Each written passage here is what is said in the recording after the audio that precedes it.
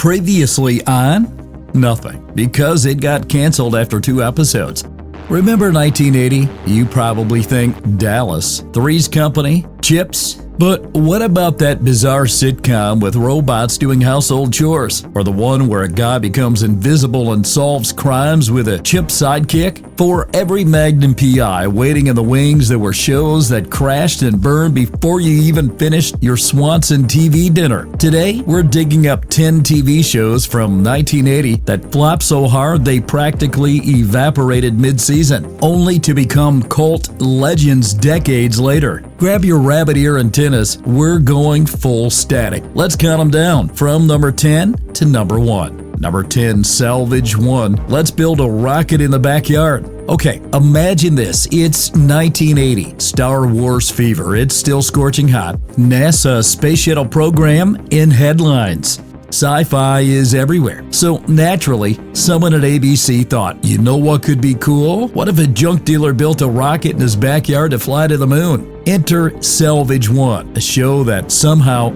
actually got made. The series starred Andy Griffith, yes, that Andy Griffith, as Harry Broderick, a scrappy junkyard owner with big dreams and a bigger supply of spare parts. He recruits a former astronaut and a NASA scientist, and together they build a homemade spaceship called the Vulture. Slap it on a launch pad and aim for the stars, literally. The pilot aired in 1979, but the full series dropped in early 1980. And to be fair, the premise did have potential. It was quirky, hopeful, and full of that can-do spirit that made 80s TV fun. The whole let's go to space using leftover refrigerator coils thing was oddly charming. But here's the problem. The budget was tighter than a spacesuit after Thanksgiving dinner. The special effects looked like they were filmed in someone's garage, because they probably were, and even Andy Griffith's homespun charisma couldn't stop the rocket from sputtering. Audiences tuned in at first, probably just curious to see if they'd really go to the moon, but the ratings nosedived faster than the Vulture on re-entry. After just 1 season, Salvage 1 was salvaged by cancellation. Still, retro sci-fi fans love it today for its weirdness and ambition.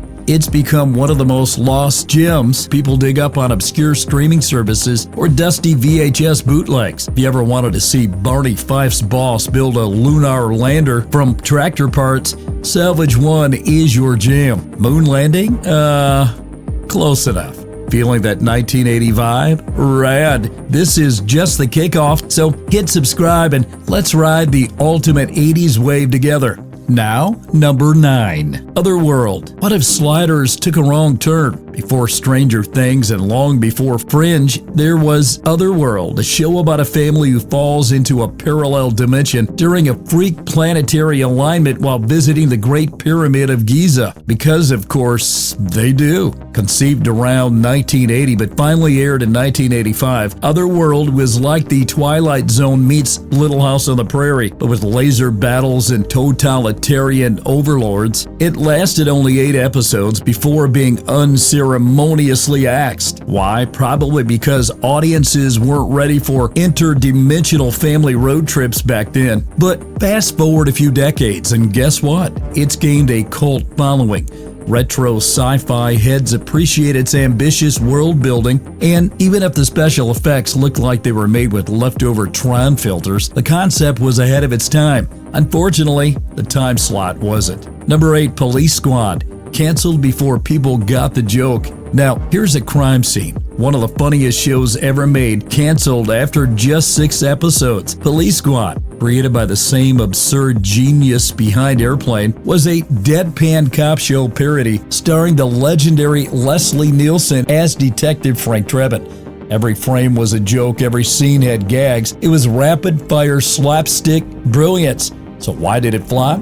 ABC said the show required too much attention from viewers. Translation, it was too smart, too weird, and way too ahead of its time. But the legacy lived on. In a huge way, Police Squad eventually spun off into the Naked Gun film series, which made Drebin a comedy icon. Short-lived? Yep. Forgotten? Not by a long shot, unless you blinked during the jokes. Number 7, Square Pegs. So 80s, it hurts. Let's rewind to 1982. But keep in mind, Square Pegs began development and production in 1980 when teen alienation was just starting to go mainstream. This show was the awkward teenage anthem before shows like Freaks and Geeks made it cool. Centered around two geeky girls trying to break into the popular crowd, Square Pegs had heart, sarcasm, and one unforgettable opening theme. Oh, when it was Sarah Jessica Parker's first major role. Yep, pre-Sex in the City, she was just another misfit trying to survive high school hell. Despite the buzz and the punky new wave energy, it lasted only one season. Ratings tanked, behind-the-scenes drama didn't help, but in hindsight, it became a cult classic. The show captured teenage anxiety with honesty and humor, and in the most glorious, awkward way. Now, number 6, Galactica 1980, the sci-fi sequel no one asked for. We can't talk about flops without this glorious mess. After Battlestar Galactica debuted in 1978, with all that space opera ambition, ABC decided to give fans more by turning the sequel into a bargain bin afterthought. Enter Galactica 1980. The plot? The fleet finally reaches Earth. Yay! Except now, the story is about two-time traveling space guys wearing disco suits trying to fit in with Earthlings, teach kids how to ride bikes, and stop nuclear wars with laser pointers. 10 episodes, that's all it took for ABC to pull the plug. Fans hated it. The original cast barely returned. It was slow, awkward, and completely lost the magic of the original series. The show was so bad that even hardcore Galactica stans pretend it doesn't exist. Still, without it, we might not have gotten the brilliant 2004 Battlestar Galactica reboot that redefined sci-fi forever. So, thanks, I guess? Alright, we've already unearthed rocket-powered junkmen, space-faring families, and disco-flavored Galactica disasters, but trust us, the next 5 are even stranger. You won't believe number 1 unless you saw it and blocked it out. At this point, the like button is wondering why you're holding back. Hit that button, you know it's a great watch. Number 5, The Ropers. When the spin-off spins out, oh boy, Three's Company was a massive hit. So naturally, the network wanted to bottle that magic and sell it twice. Enter The Ropers, a spin-off starring Stanley and Helen Roper, the original landlords with zero sex life and endless bickering. Sounds like a sitcom goldmine, right? Wrong. The show launched in 1979 with decent ratings, but by early 1980 it was already losing steam. The big issue? It lost the zany roommate energy that made Three's Company fun. Instead, the Ropers leaned into middle-aged ballets and suburban awkwardness, which wasn't exactly must-see TV at the time. Worst yet, it got buried in a bad time slot thanks to network reshuffling. So by mid-1980, ABC had pulled the plug, not just as Norman Fell and Audra Lindley were warming up. Today, The Ropers is mostly remembered as a cautionary tale in spin-off history, a lot of setup, very little payoff, and a reminder that even breakout characters need the right environment to thrive. Number 4, The Tim Conway Show, 1980. Too many sketches, not enough punchlines. Let's get one thing straight. Tim Conway is a comedy legend. From the Carol Burnett Show to his genius physical comedy, the man could break an audience with just a confused look. So when The Tim Conway Show launched in 1980, a variety sketch show starring Tim, with a lineup of talented comedians and classic bits, expectations were high. Maybe too high. Despite Conway's charm and slapstick timing, the show couldn't find its footing. The sketches were uneven, the pacing was off, and audiences were already drifting toward edgier comedy. It was canceled mid-season, leaving Tim Conway with yet another short-lived attempt at headlining his own series. He tried again in 1983, also flopped. Still in the streaming age, old reruns have resurfaced, and comedy fans now treat the series like a treasure chest of underrated Conway gold. Back then, not enough viewers laughed. Now, it's appreciated in hindsight like a dusty VHS full of missed opportunities. Now number 3, Pink Lady and Jeff, the greatest culture clash in TV history. There's ahead of its time, and then there's Pink Lady and Jeff, a show that might not have worked in any decade. In 1980, NBC gave us one of the most baffling variety shows ever created. It starred Pink Lady, a Japanese pop duo with limited English, paired with Jeff Altman, an American comedian who tried his best. The premise? There wasn't one. The show featured musical numbers, comedy sketches, random celebrity cameos, and deeply awkward banter between the hosts. Think of it like a fever dream variety hour cooked up by someone who'd never watched TV or met bilingual humans. 5 episodes aired, ratings plummeted, critics savaged it. The real kicker, Time Magazine and TV Guide have both listed as one of the most worst TV shows of all time. And yet, in that uniquely 80s way, Pink Lady and Jeff has become a retro curiosity. It's so weird, so wonderfully broken that it's now studied as how not to do cross-cultural television. And we love it for that. Number 2, Beyond Westworld, the sci-fi spin-off that self-destructed. Before HBO's dark, brooding Westworld reboot gave us Violent Delights and Robot Rebellion, there was a short-lived 1980 show called Beyond Westworld. You probably haven't heard of it, and for a good reason. Spinning off from the original 1973 Westworld film, this series followed a Delos Corporation security expert trying to stop rogue androids from taking over the world. Sounds promising, right?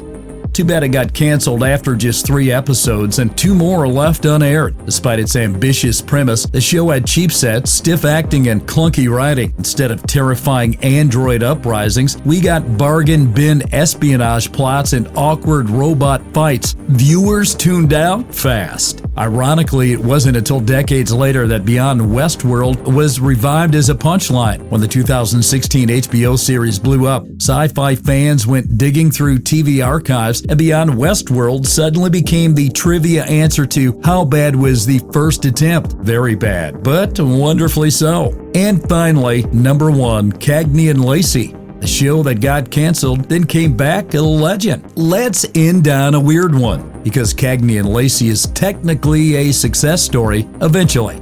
But back in 1980, it was hanging by a thread. The pilot episode aired that year, introducing audiences to 2 female detectives, Christine Cagney and Mary Beth Lacey, who tackled crime and sexism in equal measure. Groundbreaking? Yes, but the network wasn't sold. After a short initial run, the show got canceled. But then, something wild happened. Audiences revolted. Fans sent letters. The media rallied. Feminist groups made noise. The outcry was so loud. CBS brought it back in 1982, and the rest is Emmy-winning history. Over the next several years, Cagney and Lacey would redefine the police procedural, earn multiple awards, and pave the way for female-led dramas. But few remember it started as a near-forgotten flop. Sometimes the best shows need a second chance, and Cagney and Lacey proves that flops don't always stay flops forever. So there you have it, 10 shows from 1980 that tripped, tumbled, and fell flat on their neon-padded faces, but failure isn't always the end, is it? Some of these went on to become cult classics, others launched legendary careers, and a few? Well, they're just hilarious time capsules of what network TV thought we wanted. Which of these forgotten flops do you remember? Drop your favorite So Bad It's Good show in the comments, and don't forget to like, subscribe, and hit that bell for more deep dives into the weird and wonderful world of retro television.